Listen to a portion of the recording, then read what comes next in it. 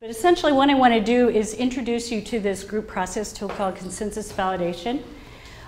Give you all the process steps, give you an example, and then we're going to actually do a little bit of a sort of, it's not role play really, because everybody hates role play, so it's a case study. We're doing a case study. And then, you know, just have some conversation with whatever time remains in terms of how you think you might use this or situations that you think might come up. I told you before, my name is Mindy Taylor. I am on the GALA board, which is a great experience. If any of you have been thinking, maybe I might want to check this out, come talk to me because it's really been a wonderful, wonderful experience. In my former life, I was an organization consultant, and I still sing with the Anacrusis Women's Choir. So that's a little bit about me and why I'm here. Pardon me? Philadelphia. I want to start, and thank you for this opportunity to make sure that we're all on the same page in terms of what a definition of consensus is. It is not because I said so. And it doesn't mean that we all are in violent agreement, but what it does mean is that all the team members can support the decision and no team member will block it or oppose it. So, by implication, it means not everybody's going to get exactly what they want. But tell me, from your own perspective or your own experience, what would this translate into in terms of behavior or action? What does this look like when you do have consensus after the fact? Yeah? I'm just curious for the definition of consensus. I thought consensus you would have some people who didn't agree with the overall, whatever you were trying to get consensus on. Is it consensus? I can live with it, but I don't really, I can live with it. Yeah. I think that's a good way to paraphrase it. I can live with it. I will not oppose it. I will not block it. So what does that look like? If I'm one who I'm not really getting 100% of what I want, but when I walk through the door after the decision's made, what's my behavior going to be? You support what is supported. What does that look like? What does that mean? An action and work. Positive attitude. Positive attitude. Positive attitude. I would suggest maybe none of these, the meeting after the meeting, the meeting at the bar. Well, let me tell you, here's what the decision of the group was, but here's what I really think. And all too often that's what happens, and I think that's one of the key points of this consensus validation process is that it really sort of forces everybody to claim where they are, where they stand, but do it in a safe and anonymous way. So we're gonna get into that in a little bit. Okay, so that's right. And in true consensus, there really aren't votes. So it's not like there's winners and losers. It is the process of dialogue, dialogus, which from its Latin roots means meaning moving through. And I think too often in our groups, we have a lot of discussion, which comes from the same root as percussion and concussion. There's no meaning moving through that. It's winners and losers. And Lord knows we have enough winners and losers in our society these days that there's a real opportunity to model different behavior and get rid of some of this dysfunction that I've heard spoken of. So, ways to get to consensus, because consensus validation isn't going to get you there, it's how you know you've arrived. What are some of the ways that you use in your groups to reach consensus? Different methods or approaches? Yeah? A big thing for us as we've grown is the communication that does come from the board in a lot of cases. singing members know that there was a process. Yeah. That the board just didn't magically decide that we gave consideration to things. We've got singing members on the board. If you need to get feedback through to the board that you disagree, go through your singing member. It's really that trying to keep the doors open as possible through communication, so it's not a mystery. So what I'm hearing is two-way communication. Information going out, information coming in, being processed. Yes, Martin. I would paraphrase that as saying be transparent. So everybody understands how the decisions are made, and that's exactly what he's talking about. It's just everybody understands. It wasn't smoke and mirrors in a room somewhere. Right. Other thoughts? Over here, yeah? Well, I find in board meetings we use different tactics, whether it's formal, Robert's rules of the voting process as well. How's everyone feeling? What we're finding challenging, and I'm wondering how other people are dealing with this, because things happen so quick. You're having to do a lot of email in between meeting discussions and decision making, and I don't know how to take silence. So we've had to come up with some rules around. If you have nothing to say on it, what is it? What are you saying? You don't agree, you agree. Right. And can you make decisions that way? So Right. Are you really achieving consensus in those types of Right. conversations? Yeah, and I would suggest that you can take silence as agreement with a grain of salt. There is a degree of peril in that, because very often, if you think about groups that are actually meeting together, as a facilitator, we have a responsibility to reach out. I always say to a point. It's like we're grown-ups here, okay? I'm gonna help manage the extroverts so that the introverts can have time to formulate their thoughts and then get them out and give them some space, but only to a point. It's like we're grown-ups. So your job here is to evaluate and express your opinion, and I'm not gonna pull it out of you. That's, again, the beauty of this process, because it forces everybody to weigh in during the process, not afterwards. Yes? One thing that we've done within the last year is really, anytime a decision needs to be made on the board or with the chorus, it's always going back to how does this relate to the mission? And getting everyone to, everyone's bought on to the mission. So if you frame the discussion around how does this relate to the mission, more people are usually on the boat than off the boat. And then it's easier to form and drive consensus and say, to summarize, I get the feeling I'm hearing, how does everybody feel about this? And we kind of start to corral a decision shortly rather than dragging it out forever. Excellent. Excellent. Yeah. One more, and then we're going to move on. We stress that you don't make or take dissent personally. Good. And people buy into that? So far. Knock on wood. Yeah, good. Publicly they do. Yeah, publicly.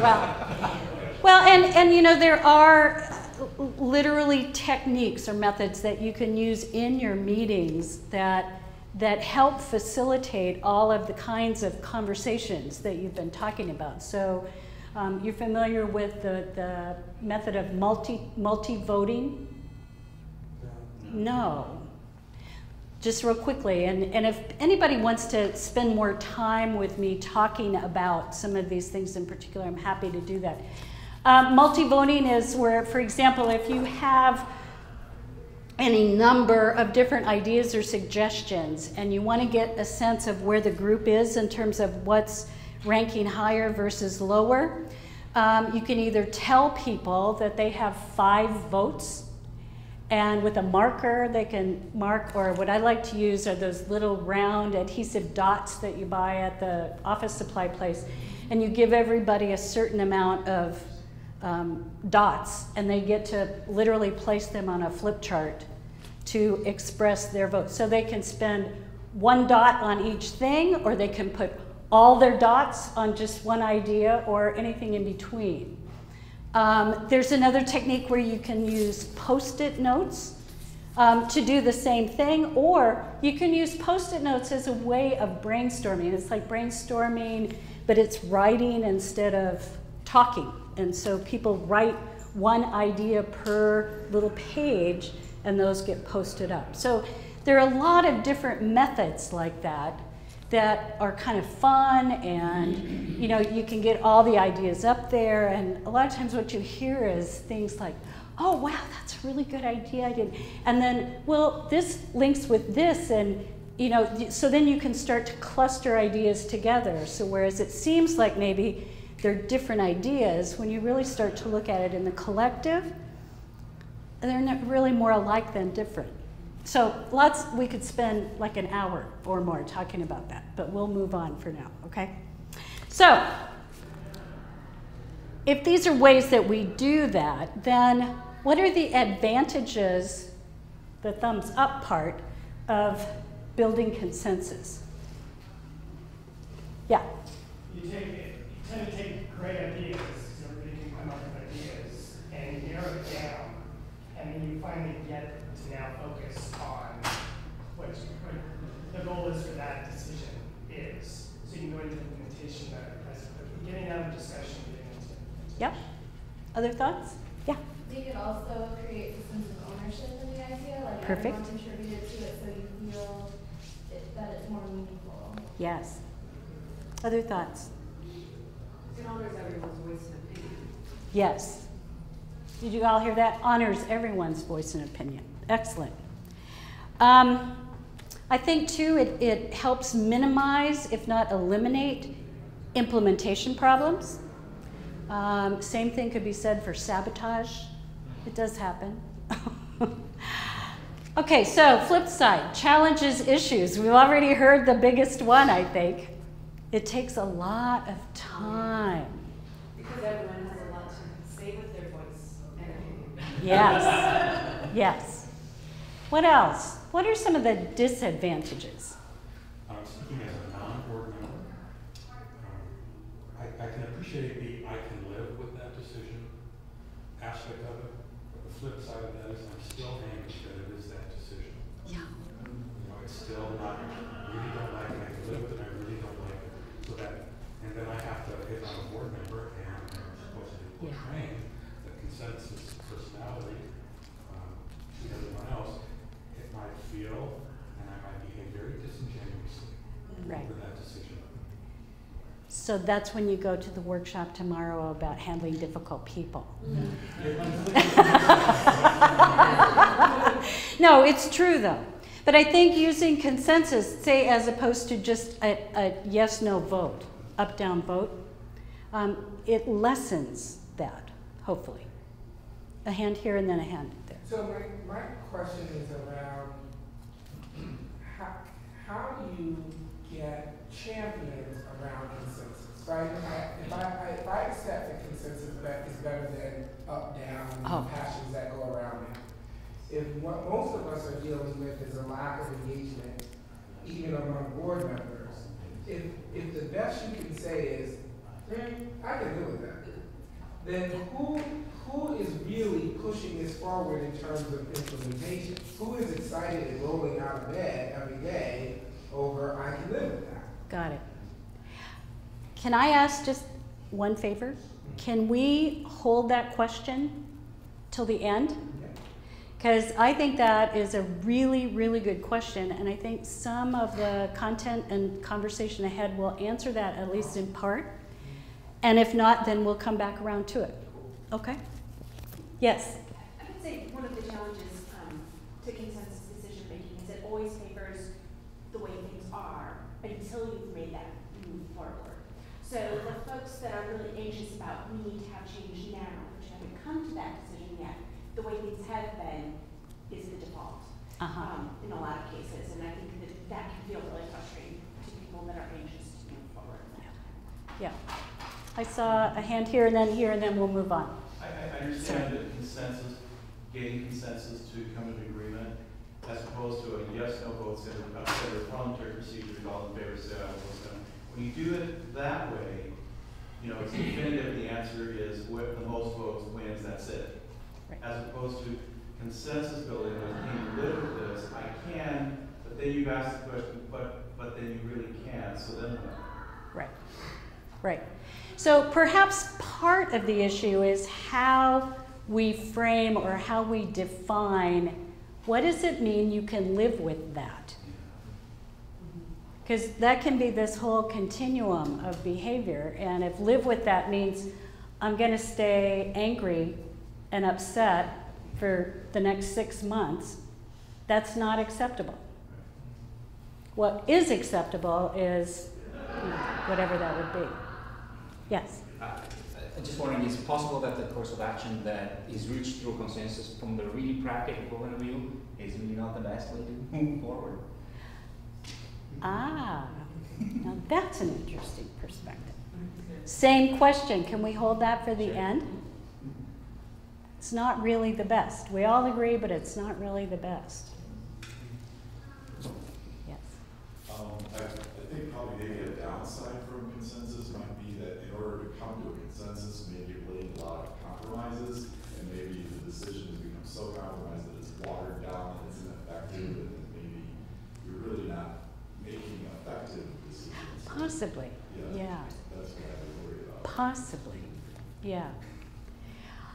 I'd like to take that whole conversation and just defer it for a few minutes. Because again, like I said, I think one of the problems that I see and what I've encountered in my consulting work is that there's either a love affair or a hate affair with consensus process. And so it's either used for everything or it's not used at all. And I think that if I can just quickly digress to this other slide, and this is a digression because this Vroom model is really not a part of consensus validation, but it is a decision-making model that I discovered fairly early in my consulting career. I will leave you a web link to an online article about this that has the information in more detail. But I think it's particularly helpful for new leaders or leaders in new positions, new roles, as well as maybe novel situations to take into account the leader's style and the degree of participation that's needed from the team that are affected then by, these three factors in terms of decision quality, or I would say decision significance. How important is this? And then how important is it that everybody's really on board to make it happen? And how much time do we really have? If the bridge is burning and somebody's about to, collapse into, you're not going to use consensus decision making to make a determination about what to do. That's a case where authoritative decision making is called for. So what this decision, I know you can't read the little stuff, and that's not what's important, but this is essentially what this model is, and it's a series of yes/no questions that lead you to, and these are labeled here, A, G, and C, and it's authoritarian style of decision making. I decide, I may consult, I may get information, or it is consultative. I may talk to one individual or several individuals. I may pull a group together and consult, but I still make the decision as the leader. Or it is group or collaborative, which implies consensus. And through these series of yes/no questions, it's just really helpful to zero in on the types of situations where you want consensus and where you don't. So I know you can't read that, and I apologize for that, but we're going to move on. So what's the big deal? Why such a big deal? And I think we've touched on a lot of this, is that you think you have consensus, but you don't. And so people leave, and there isn't the degree of unanimous support. It's not unanimous agreement, but it is unanimous support for this decision that you're going to implement. So what consensus validation really consists of is a process that focuses in on the what and the why. It eliminates the who. So it confirms when consensus exists, and when consensus doesn't exist, it helps you identify areas that need further discussion, and it's quick to do. Okay. So here's our example, and I'm just going to talk about this very briefly. And I apologize for the little stuff there. You're not supposed to see that. At any rate, in anticipation of a hugely successful festival, the board embarked in a strategic planning process the beginning of last year. And the challenge for our board particularly was that the board met only 3 times over the course of the year. And so we had this iterative process where there was work done in large groups or within the board itself, and then the output of that meeting went to a steering committee that did a lot of the kind of nuts and bolts and organizing the data and sort of configuring and rewording. So that it was this iterative process that started with this broad input of ideas about what GALA should be all about and what our strategic targets ought to be. And then getting down to the point where we concluded with our operating budget and plan. So one of the critical steps here was this part right here of articulating the critical few strategic imperatives. It was determined within the steering committee that we wanted to ensure we had consensus on the board, because one of our goals was to really empower our committees to have a high degree and to be able to operate with a high degree of autonomy. But yet the board really retain that strategic vision responsibility and create a framework around that. So we use this process, and ultimately, I know you can't read this either, but it doesn't matter. What we ultimately ended up coming out with were these 5 strategic imperatives, and out of that, the objectives were set not by the board, but by the committees themselves. And then the other outcome of this was that we could see that our structure really wasn't supporting the achievement of our objectives. And so we were able to then reconfigure the structure of the board's committees to better support the strategic plan. So this is how it all worked together, and this is how the process got to GALA courses. Martin, you were part of that. Do you want to add any comments? What was really interesting was that I went through this process without having understood at the beginning that I was actually in the process. But when I got to the end, when we got to this part of the process and we began to implement the plan, as a board member, I felt very empowered that the objectives and the priorities had come from the body of the membership. So as a board member, I wasn't putting it wasn't my priorities. We actually were fulfilling what the membership wanted. And that was actually very empowering. And it gave us a lot, it gave me personally a lot of authority to go ahead and do some of the things that we do, because I said, well, you know, this is coming from the membership. It's not me pushing this agenda. The membership had created this agenda. Therefore, that felt very empowering as a board member. And I didn't actually understand the process, like the bigger picture, because I didn't see that at the beginning. But I went through each one. I was part of each one of those steps, and now I can see how logical it was. And a lot of my time, I micromanage decision making around things. So it's like I made sure I got what I wanted, but I was kind of a convert now, and would be a bit more prepared to take a risk around trusting that the membership does know what it wants, and that I don't always know best. So that was a very empowering thing for me, personally, and for our organisation. Great, thank you. Okay,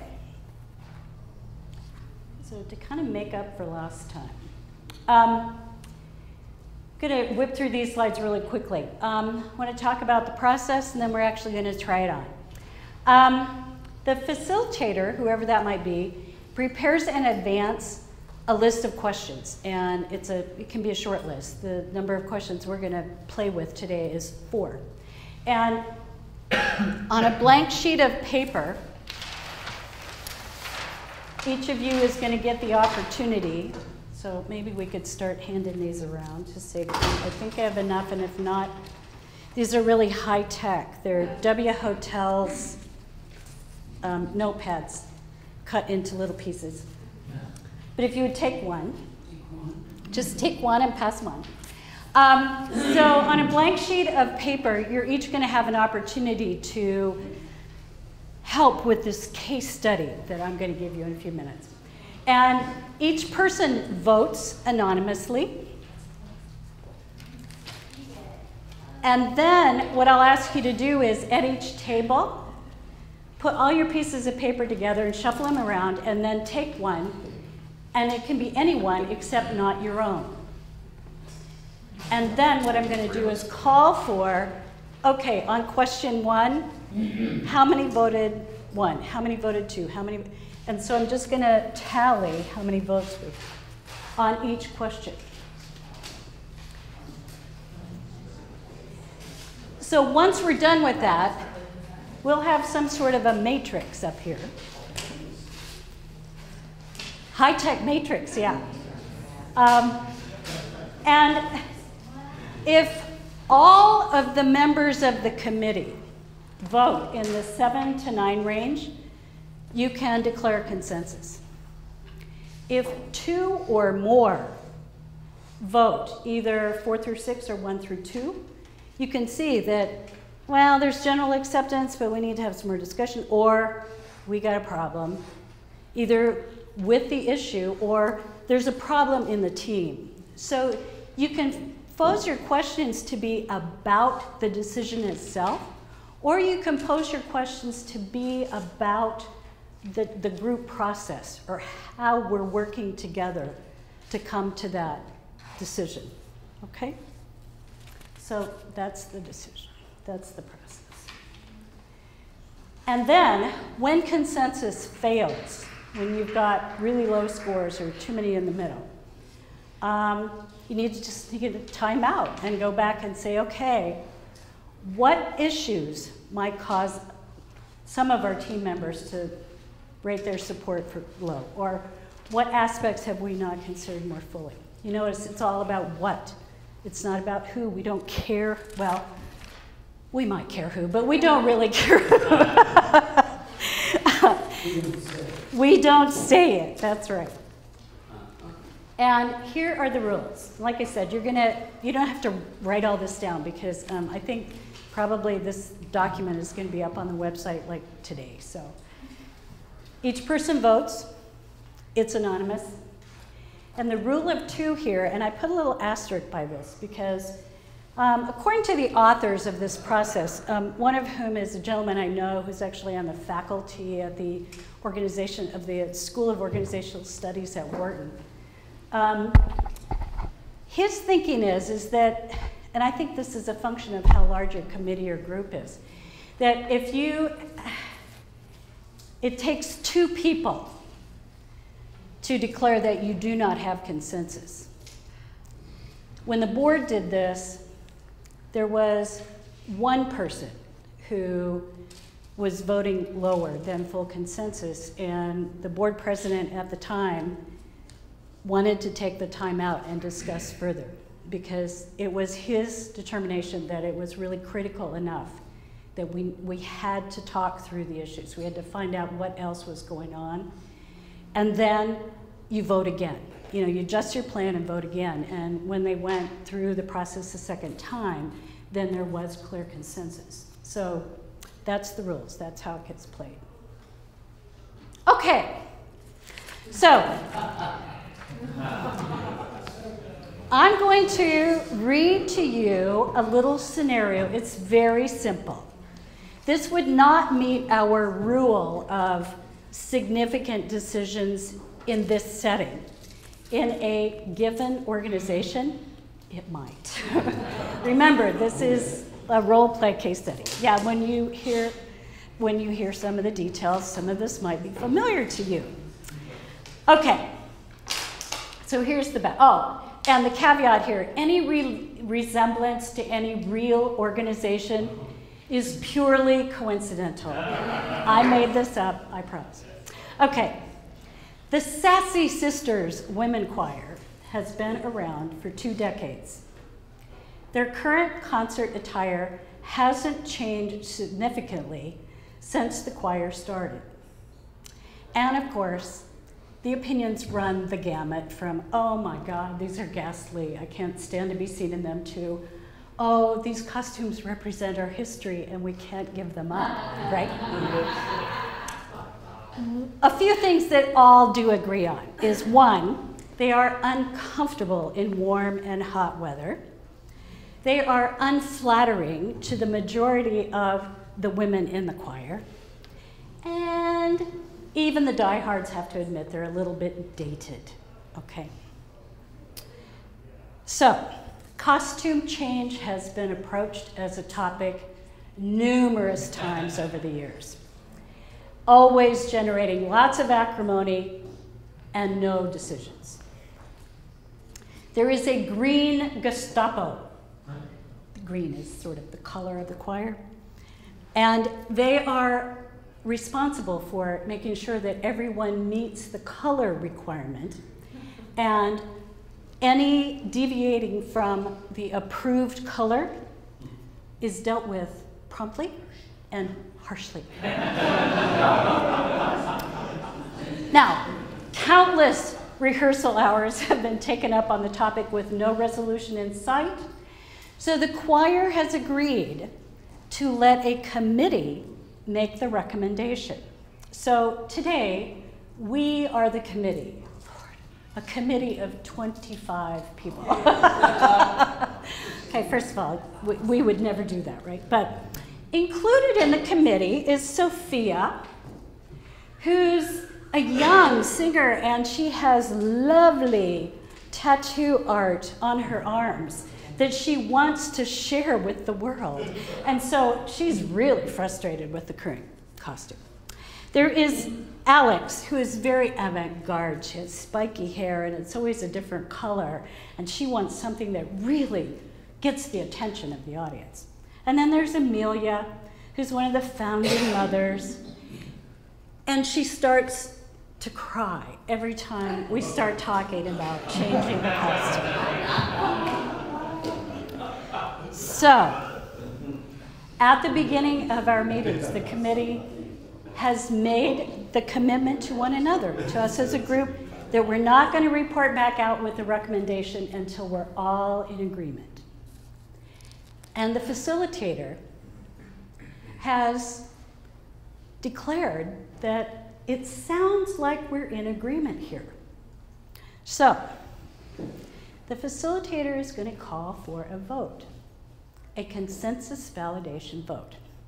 So your job now is to take just a moment, put yourself in that committee, think back over the conversations that we've just had, and decide for yourself if we have consensus. And I have a little music to help you in your deliberations. Bear with me one second. Low tech. So, put yourself in the role of a committee member. Do you know this? Jeopardy. It's a US TV show. This is where they think on the final question, and it's very important. All right, so what do you want us to do? Okay. So here are the questions I'm going to ask you to respond to. So think about these discussions. Make it up in your own head. Okay?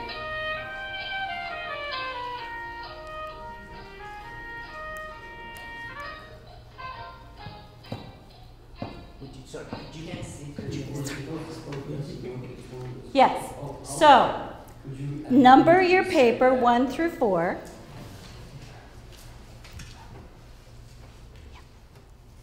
And then for question number 1, I should remind you here.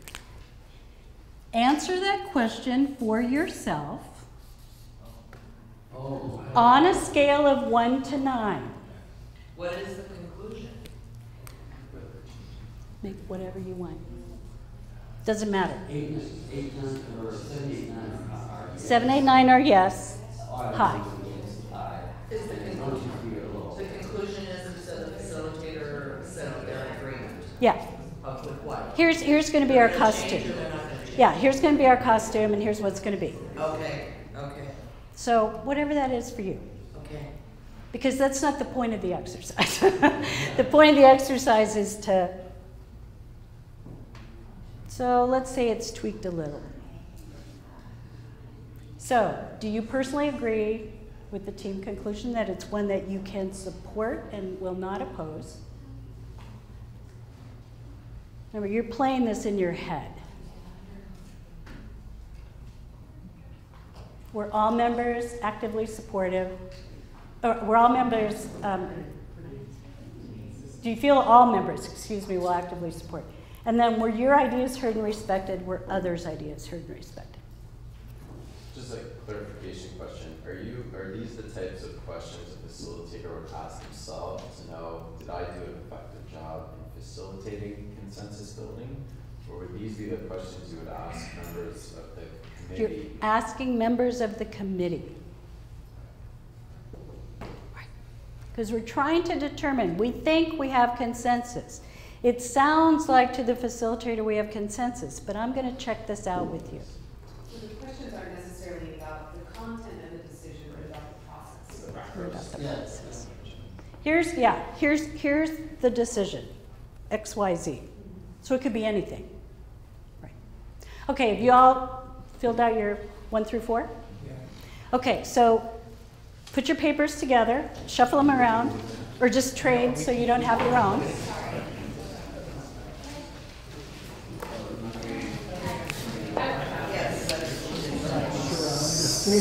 We're going to just do show of hands, okay? I'm going to do this really fast. So on question number 1, from the paper you are reading, how many voted? And I'm going to, for ease of this, I'm going to, what was it? 7, 8, 9 is here, 4, 5, 6, and 1, 2, 3. How many voted 1, 2, 3? 1, 2, or 3? Raise your hand. There's a 1, 2, or 3. This is the first question. Well, first question. Question number 1. So there's 1. How many voted 4, 5, or 6? 1, 2, 3, 4, 5, 6. 6. How many voted 7, 8, 9? A lot. Okay. I would count if we were, yeah. Okay. Question 2. How many voted 1, 2, or 3? 1, 2, 3, 4, 5, 6, 7, 8. How many voted 4, 5, or 6? A lot. How many 7, 8, 9? 1, 2, 3, 4, 5, 6. Okay. On question number 3, how many voted 1, 2, or 3? 1. Okay. 4, 5, and 6. 1, 2, 3, 4, 5, 6. How many 7, 8, 9? A lot. Okay. And on question number 4, how many voted 1, 2, or 3? 1. 2. Okay. How many voted 4, 5, or 6? 6. And how many voted 7, 8, 9? A lot. Okay. So what does this tell you?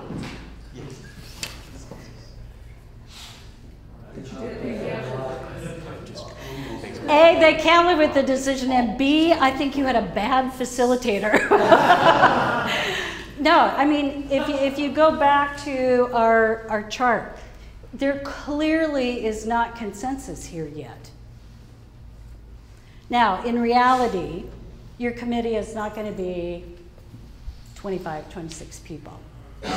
And through the process of building consensus, hopefully you would have, come to. But so what's the next step then? What do we do now? Well, based on the framework of questions, number 2 is the one we fell short on. Yeah. So you're mostly looking at your team at this point. Yeah. So what would be the question that you would phrase, because that was really the lowest scoring area? What would be the question you would phrase to start the conversation about that? Yeah. I would say how many people actually feel that they can actually actively support and not oppose the Okay.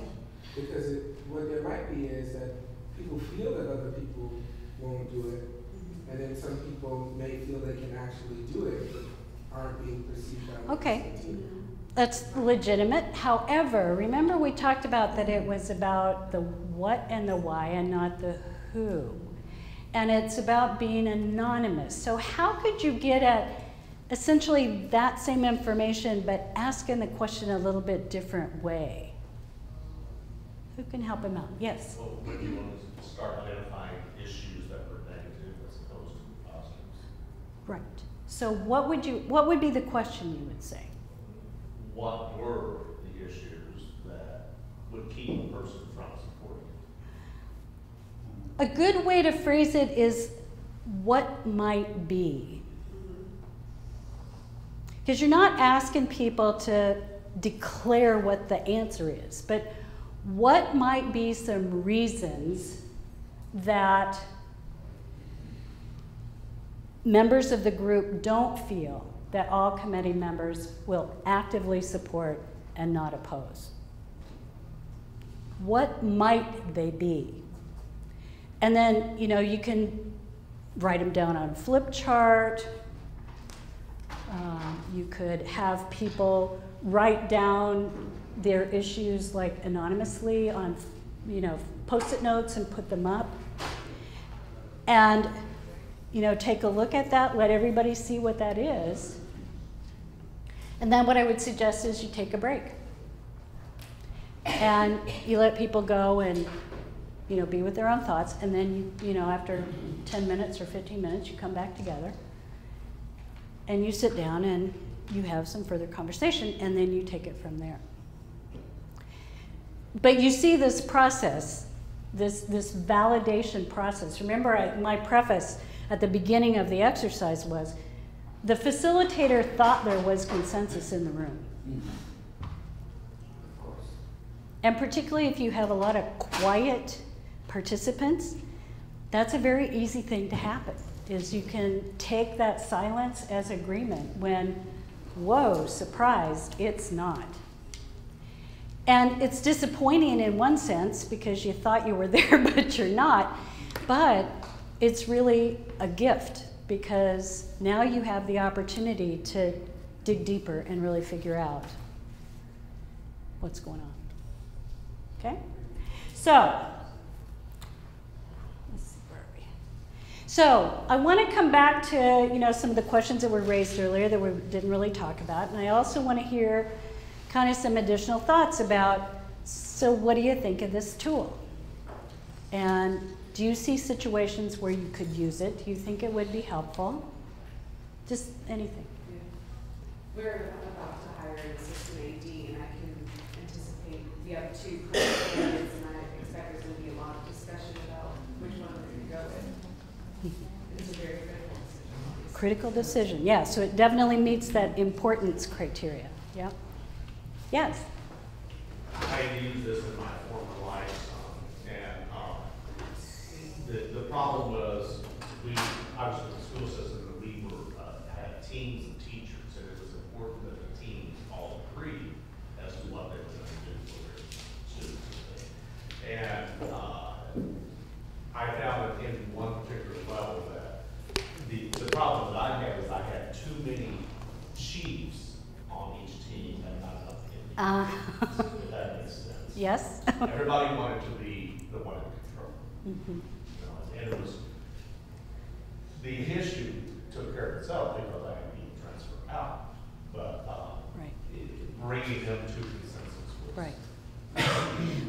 mean, I think that speaks to, you know, the issue, the comment that Martin raised was about, you know, it is a part of a process, and the foundations of your process can be really important. If you think back to our example, the GALA board example, we started with input that came not just from the board, but from the membership. And so that can help alleviate a lot of that, everybody's a chief and it has to be my way. What about, forget your name again. Corey, thank you. Your question earlier about, what was it? I wrote it down. Did you write it down? Well, I remember. You remember it, okay. How do you get champions for implementation? So I see how this is more than just the way that you have this check going on. Basically, it serves as a check. So then, this is more than I can live with this. It's, I can live with this. So it's That's good. Yeah. Yeah. Not, I can live with this. Right. Exactly. The bare minimum that everybody will. That's right. That's right. And then there was another question about, was it your question about it's not the best? Yeah, practically speaking, it's not going to be the best solution. And I mean, it's interesting because if you look into getting an artistic director, you do want the best artistic director that you can possibly afford, but you may end up not getting the best one. Right. So. Well, and sometimes, you know, it is the challenge of leadership to make a decision about, how do I say this? I know what the right decision is, and I know what the best decision is, but what's going to be the best from an organization perspective? And is that decision that critical in terms of the decision itself, or is it more important that there is widespread support and that the decision gets implemented well? So what in the case of the artistic director? Because that's very important. I mean, I think it's high on both of the questions you posed. Because you need a good artistic director, and you need an artistic director that keeps the members there. So in that case, I'm sorry. No, go ahead. Wouldn't you use, before you even start that process, wouldn't you come up with some decision-making criteria that's what you're going to have a consensus about before you get into the actual act of interviewing and hiring that person, right? So that you want consensus around what is your criteria for that position. So you could have two separate things going on there. You want consensus for some decisions, but you've got to, when hiring just seems different to me. That's perfect. And that has to happen at the very start of the process. Yeah. Yeah. Perfect. Yeah, that's great. Because then, you know, ideally, you're in a situation where, say, like from a technical skill standpoint, it's a pretty even match. But who is going to be the best person all around for our choir at this point in time? Yeah. Yes? Isn't some of that also, who are you bringing to the table to make the decision?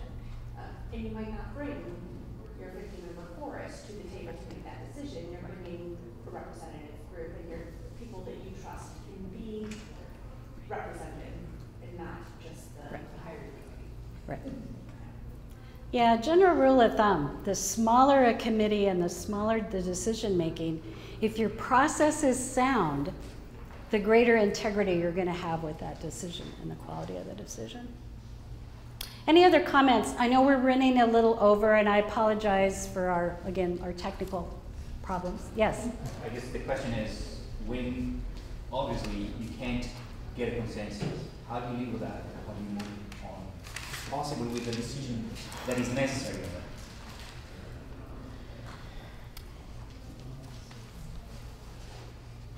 Well, I'll share with you an example from my past work life. I worked for a period of time at Kimberly-Clark in a manufacturing facility. And the general manager of this plant I think was one of the most brilliant leaders that I've ever worked with. And he had a very consultative style and in meetings with his lieutenants, and there were a lot of chiefs because there were the scientists and there were the engineers, and you know, there were a lot of people who were very smart about a lot of things. And he would listen, and then he would make the decision. So sometimes, you know, it gets to that time factor. It's sometimes you have to move on. You have to make a decision, because frequently what happens in organizations, and this was true of my choir, it's less so now, but for some reason, we had it in our heads that every decision had to be a consensus decision. And so we were wasting time making decisions on trivial things. And you know, it's like people saying, somebody just decide and move on. And we weren't making decisions on really significant things. And so the organization got bogged down and just came to a standstill, because personally, as a philosophy, I think it's better to make a decision, even if it's the bad decision, and move on. And then when you start to see it was a bad decision, you regroup and you make a different decision. Yeah. There's a book out called No Decision is a Wrong Decision that I highly recommend if anybody's in that situation. It's great. No decision is Takes the weight off the whole thing. Yeah, good. I'm going to write the link up for that room model to that article up on the flip chart. And I thought we were going to have workshop evaluations, but I guess we don't. So anyway, I hope you enjoyed this. I hope it was worth your while. Thank you. It was fun. I'll also put my email address up here, so if you have other questions or want to report back success stories or need a little bit of coaching or consulting, I'm happy to do that.